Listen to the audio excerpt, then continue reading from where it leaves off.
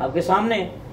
اگر دیکھنا ہے تو مسجدیں جا کے دیکھ لیں, ابھی جا کے مسجد میں دیکھ لیں, ساری ویران پڑی ہے مسجد. وہ ایک دو بابا بیچارہ ریٹائر ہو گیا جو ہر طرف سے گھر میں پتہ ہے اس کو کھانسی کروں گا جھڑکیں پڑیں گی, تو وہ آ کے مسجد میں بیٹھا بیچارہ اس ڈال کے مارے. وہ دو چار بابے ملیں گے, کچھ بھی نہیں بھائی. ہم کہاں چلے گئے ہیں, کس سٹیج پہ ہم چلے گئے ہیں. مجھے اتنا دل خون کے آنسو ہوتا ہے. نوجوانوں کو تو مسجدوں میں ہونا چاہیے تھا. آج کے نوجوان عبادت کا جو وقت ہے, اصل وقت, اس میں تو نوجوان مسجد میں نظر ہی نہیں آ رہے.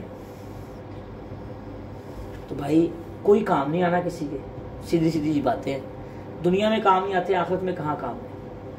تو آج کل میں بتا رہا تھا کہ مرنے کے بعد ذرا قدر زیادہ کرنی شروع کر دی ہے, زندگی میں قدر نہیں کرتے. یہ بھی غلط ہے. اچھا, یہاں پہ اللہ پاک فرما رہے ہیں ایک بڑی بات ہے, وَلَا يُقْبَلُ مِنْهَا شَفَاعَةٌ, کسی کی سفارش قبول نہیں کی جائے گی. جبکہ رسول اللہ صلی اللہ علیہ وسلم نے فرمایا, ترمذی شریف صفحہ 351 اور مسلم شریف بخاری شریف کے بعد جو بڑی کتاب جلد 1 صفحہ 113 پہ یہ روایت موجود ہے.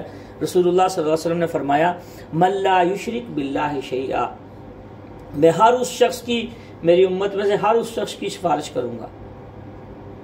میری سفارش ہر اس انسان تک پہنچے گی جو شرک نہیں کرتا ہوگا اللہ کے ساتھ. تو یہ اس کا مطلب کیا ہے؟ پھر قرآن پاک میں یہ فرمایا جا رہا ہے کہ سفارش قبول نہیں کی جائے گی. اس کے دو جواب ہیں. ایک جواب یہ, قرآن پاک میں اس کا مطلب اس سفارش قبول نہیں کی جائے گی, کافروں کی, مشرکوں کی سفارش قبول نہیں کی جائے گی. مسلمانوں کی تو ہوگی, اور مسلمانوں کے حق میں ہوگی سفارش قبول.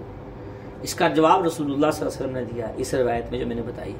دوسرا, قرآن پاک میں بھی اس کا جواب موجود ہے, آگے آ رہا ہے. وہ کیا؟ ہاں, من ذا الذی یشفع عندہ الا باذنہ. ایت کرسی میں آتا ہے نا کہ اللہ پاک سفارش قبول کریں گے اپنی اجازت, اللہ جس کو اجازت دیں گے اس کی سفارش قبول ہوگی. تو اس لیے بھائی شرک نہیں کرنا چاہیے. ولا یؤخذ منها عدل, وہاں فدیہ نہیں لیا جائے گا, وہاں کوئی رشوت نہیں چلے گی. سمجھ آ رہی ہے؟ دنیا میں کیا کرتے ہیں, پہلے رشوت تلاش کرتے ہیں. ہم نے لوگوں کو خود خراب کیا ہوا, ادارے ہم نے خود خراب کیے. ہر اس انسان کا حصہ ہے اداروں میں خراب کرنے میں جو رشوت دیتا ہے یا رشوت لیتا ہے. آپ پاسپورٹ بنوانے جائیں, شناختی کارڈ بنوانے جائیں, یا کوئی بھی کام کرنے جائیں, تو وہاں پیسے نہیں دیتے جا کے ان کو خراب, ان کی روٹی روزی حرام کرنے والے خود ہیں, ہم ان کو پیسے دیتے ہیں. ہم نے ان کو پیسوں پہ لگا دیا, دعائیں مانگ رہے ہوتے ہیں ہمارا, ہم حج پہ جا رہے ہیں. جب پاسپورٹ ہی رشوت سے بنوایا ہے تو اس پہ حج کیا قبول ہوگا یار؟ کیا اس میں برکت آئے گی؟ اس حج سے فائدہ کہاں ہوگا جب کیا ہی 2 نمبری سے حج ہے؟ اس کی بنیادیں ٹھیک نہیں ہیں. پاسپورٹ سے لے کے ایئرپورٹ تک, ایئرپورٹ سے لے کے آگے تک, جب سارے کام, پیسے بھی اس میں دیکھیں, جس بندے کی کمائی حلال نہیں ہوگی وہ اس کا پاسپورٹ بھی رشوت سے بنوائے گا یا کسی نہ کسی طریقے سے غلط 2 نمبری سے کرے. اس کی شروع سے ہی بیچارے کی کمائی خراب تھی, اس کے پاسپورٹ سے لے کے حج عمرے تک وہ کہیں وہ کہاں پہ رشوت دے رہا ہے, کبھی کہاں رشوت دے رہا ہے. اس میں کیا اس سے فائدہ ہوگا؟ حج عمرے سے فائدہ ہوگا کہ نہیں ہوگا؟ حج تو ہو جائے گا, زیارتیں بھی کرائے گا, لیکن حج سے جو فائدہ ہوتا ہے نا, جو انسان کی ذات میں تبدیلی آتی ہے, وہ نہیں آئے گی اس طرح. سفارش نہیں چلے گی وہاں کسی کی.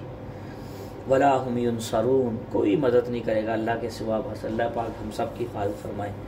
وَنَجَّيْنَاكُم مِّنْ آلِ فِرْعَوْنَ, اللہ پاک فرمانے یاد کرو میری نعمتوں میں سے ایک بڑی نعمت یہ ہے کہ ہم نے نجات دی تمہیں آل فرعون سے. یسومونکم سوء العذاب, بہت دردناک تمہیں عذاب دے. اس کا پورا قصہ جو ہے نا, یذبحون ابناءکم, وہ تمہارے بیٹوں کو ذبح کرتا تھا اور تمہاری عورتوں کو زندہ رکھتا تھا. سورہ قصص میں آئے گا 20ویں سپارے میں, اور سورہ آراف میں اس کا قصہ, وہاں کریں گے بات اس پہ انشاءاللہ تعالی تفصیلی. میں اجمالی سی تھوڑی سی خاکہ بتلا دیتا ہوں تاکہ تھوڑا سا ذہن میں آ جائے. فرعون, یہ اس نے 2 دفعہ بچوں کو ذبح کرنے کا سلسلہ شروع کیا تھا فرعون نے. ایک دفعہ حضرت موسیٰ علیہ السلام کی پیدائش سے پہلے مفسرین نے لکھا ہے, اور دوسری دفعہ جس وقت حضرت موسیٰ علیہ السلام نے اعلان نبوت کیا تھا, تو فرعون اس ڈر سے اس نے ذبح کرنے شروع کر دیے تھے بچے کہ کہیں یہ بنی اسرائیل کے نوجوان جو پیدا ہوں گے بچے, ان کو یہ دعوت دیں گے, ان کی تعداد زیادہ ہو جائے گی, ہماری حکومت نہ گرا دیں. خلاصہ بات کا یہی نکلا کہ دونوں دفعہ اس نے اپنے حکومت کے چکر میں بچے ذبح کروائے. ایک 2 تفسیریں ہیں ان میں لکھا ہے. تفسیر ہے تفسیر ابو سعود جلد 1 صفحہ 80 پہ ہے, اور ایک تفسیر ہے معالم التنزیل جلد 1 صفحہ 25 پہ ہے کہ مفسرین نے لکھا ہے. ان دونوں تفسیروں میں یہ بات موجود ہے, باقی تفسیر میں بھی ہے ویسے, کہ فرعون نے 90,000 بچے ذبح کروائے تھے. کتنے بچے ذبح کروائے تھے؟ 90,000 بچے ہیں. اب خود ایک ماں پتہ نہیں کس طرح بچہ لیتی ہے دعا کر کر کے بیچارے. کوئی اس کا بچے کو پیدا ہوتے ہی اگر بیٹا اس کو ذبح کروا دینا بچے کو ماں کے سامنے باپ کے ساتھ، کتنی تکلیف دہ چیز تھی. تو اللہ پاک فرمانے تمہیں نجات دی اس فرعون سے. کیسا یہ غلیظ اور غلط انسان تھا، اور کیسا جو ہے یہ اس طرح کا خبیث. مفسرین نے لکھا ہے، یہاں ایک بات میں بیان کر دوں، تفسیر میں ہے، تفسیر ابن کثیر دیکھ لیں اور بھی تفاسیر، تفسیر مدنی میں بھی یہ بات ہے. اگر کسی کا کفر پہ مرنا ہو جائے اس پہ لعنت کرنا یہ جائز ہے. جیسے تبت یدا ابی لہب وتب، ابو لہب ہلاک ہو جائے اس پہ لعنت کرنا جائز ہے. لیکن اگر کسی کا پتہ نہ ہو، پتہ نہیں مسلمان ہو کے مرا یا کافر ہو گیا، اس پہ لعنت نہیں کرنی چاہیے. ہاں جس کا نص قطعی سے ثابت ہو، جیسے ابو جہل ہے، ابو لہب ہے، عتبہ ہے، ولید ہے، یہ شیبہ ہے، اور بھی یہ ہماری اس امت کے فرعون تھے. یہ ابو جہل رسول اللہ صلی اللہ علیہ وسلم فرمایا ہر امت کا ایک فرعون ہوتا ہے، میری امت کا فرعون ابو جہل تھا. یہ ایسا خبیث انسان تھا، اس نے بڑی تکلیفیں پہنچائی. تو فرعون ایسا خبیث انسان تھا، ایسا ملعون تھا، اس نے 90,000 بچے بنی اسرائیل کے شہید کروائے تھے، پیدا ہوتے ہی مروا دیتے. اور اس نے کیا کرتا تھا، یہ اللہ پاک نے ان کو نجات عطا فرمائی بنی اسرائیل کو. وفی ذالکم بلاء من ربکم عظیم، بہت بڑی آزمائش سے اللہ پاک نے جو ہے ان کو نجات عطا فرمائی. آگے فرمایا وَإِذْ فَرَقْنَا بِكُمُ الْبَحْرَ فَأَنْجَيْنَاكُمْ، اور یاد کریں اس وقت کو جب ہم نے سمندر پار کروایا. اصل میں 6 لاکھ تھا بنی اسرائیل کا لشکر، تو اس کے یہ قصہ بھی تفصیل سے آگے آئے گا. اور فرعون کا لشکر تھا 12 لاکھ، اور جو اس کے بازاری اور حواری اور جو اس کی قوم کے آس پاس کے لوگ تھے. ٹوٹل مفسرین نے لکھا ہے، تفسیر شاہ رفیع الدین صفحہ نمبر 26. یہ شاہ رفیع الدین کون ہے؟ شاہ ولی اللہ محدث دہلوی میری زندگی کے بہت بڑے مائناز شخصیت گزری ہے میری زندگی میں، یعنی جن کو میں نے پڑھا ہے اور زیادہ پڑھا ہے. یہ بہت بڑے اللہ کے ایک ولی گزرے ہیں، شاہ ولی اللہ محدث دہلوی رحمہ اللہ تعالی. ان کی انگلیاں انگریزی نے کاٹ دی تھی، کمال کا لکھتے تھے. حجت اللہ البالغہ بھی انہوں نے لکھی، اور بھی کافی. ان کے بیٹے ہیں شاہ رفیع الدین، 4 بیٹے تھے ان کے. خیر اس پہ لمبی بات ہو جائے گی. تو اپنے جنہوں نے بر صغیر میں بالخصوص پاک و ہند میں اور ان علاقوں میں دین کا ایک پرچم اور دین کی جو صحیح پہچان اور ترجمانی کی ہے، ان میں شاہ ولی اللہ محدث دہلوی رحمۃ اللہ علیہ ہیں. یہ اللہ کے ایک بہت بڑے ایک نیک اللہ کے ولی اور واقعی ولی اللہ تھے، گزرے ہیں.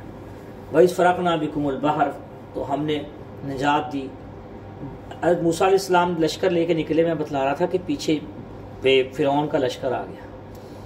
تو یہ لشکر آگے دیکھا، آگے وہ آ گیا، سمندر آ گیا. تو بنی اسرائیل والے تو وہم کے مریض تھے، وہ کہتے ہیں آپ نے ہمیں مروا دیا، پیچھے فرعون آ گیا، آگے سمندر آ گیا، اب کیا کریں.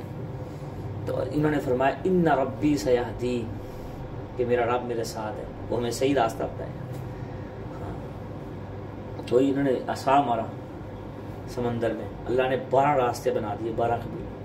تو اللہ راستے کھول دیے، کھڑکیاں لگا دی، دیکھ رہے ہیں ایک دوسرے کو، سارے راستے گزر رہے ہیں. کھڑکیاں لگانے کا مطلب یہ کھڑکیاں نہیں ہیں، مطلب کہ دیکھ رہے ہیں ایک دوسرے کو، کوئی الٹی تفسیر نہ بنا کے بیٹھ جانا بھائی. تو ایک دوسرے کو دیکھ رہے ہیں منظر سارا کہ ہم یہ سمندر پار کر رہے ہیں. سمندر پار کیا انہوں نے، فرعون پورا لشکر لے کے اس کے اندر آ گیا سمندر میں. تو اللہ تعالیٰ نے کیا، ہاں فغشیہم من الیم ما غشیہم، سمندر کی موجوں نے گھیر لیا اس کو، فرعون کو اور اس کی پوری ٹیم کو، پورے حواریوں کو.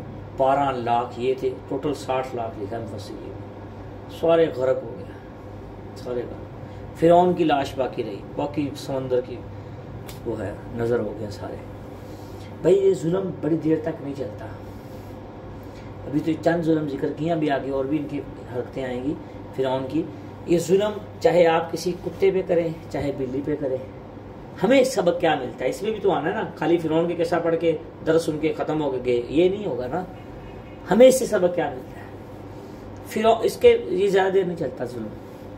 چاہے بیوی پہ کریں، چاہے بھائی پہ کریں، چاہے اپنے نوکر پہ کریں، چاہے اپنے ملازم پہ کریں، چاہے آپ اپنی بہن پہ کریں، چاہے آپ اپنے بیٹے پہ کریں، چاہے آپ کسی اپنی عورت پہ کریں یا کسی بھی پہ کریں، کہیں کتی اور بلی پہ کریں، کسی مخلوق پہ کریں چاہے کسی انسان پہ کریں. اور ظلم کی کئی صورتیں ہیں، چاہے لہجے سے کریں، چاہے آنکھیں نکال کے کریں، چاہے مار پیٹ سے کریں، کسی بھی صورت میں ظلم زیادہ دیر نہیں چلتا.